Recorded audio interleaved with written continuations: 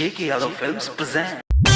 की है बेवफाई किसी और को बर्बाद ना करना, की है बेवफाई किसी और को बर्बाद ना करना।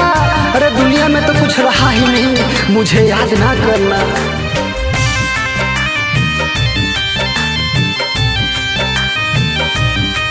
JK Yadav Films।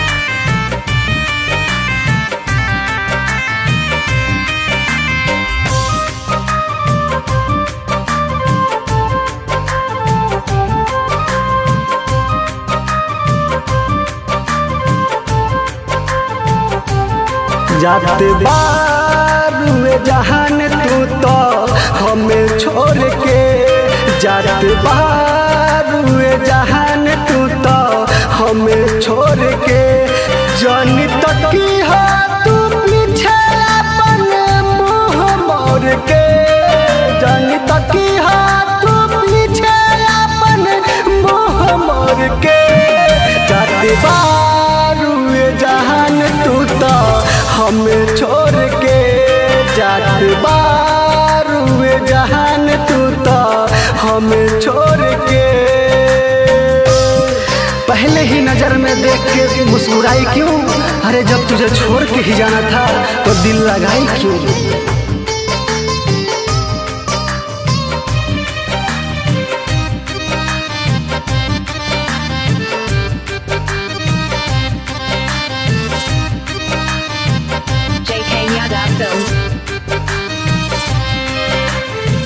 दिन धरवाई लिहलू शादी के अपना, प्यार के बना दिहलू हमारा तू सपना।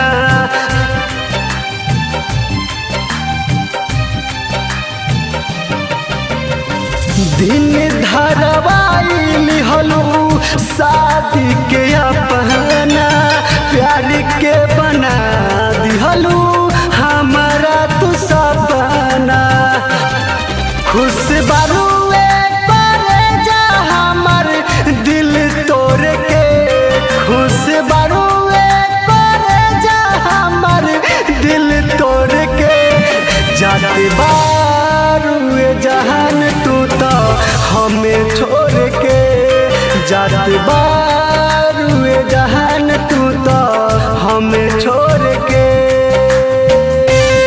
अरे जब दिल तोड़ के जाना था तो दिल लगाई क्यों, जब मुझे छोड़ के ही जाना था तो प्यार के खिस्सा सिखाई क्यों।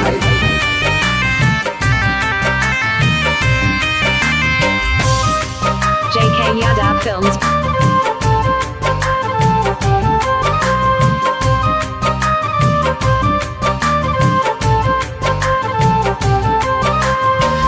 तोहरा बिना सारा जग होई सुनसान हो, संजय दीवाना के तू बन गइलू जान हो।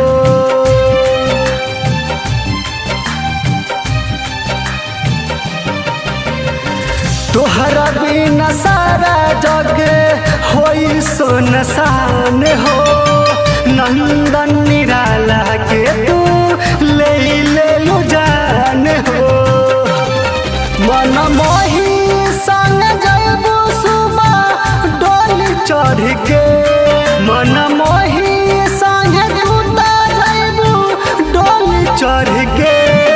जाते बार हुए जहान तू तो हमें छोड़ के, जाते बार हुए जहान तू तो हमें छोड़ के। JK Yadav Films।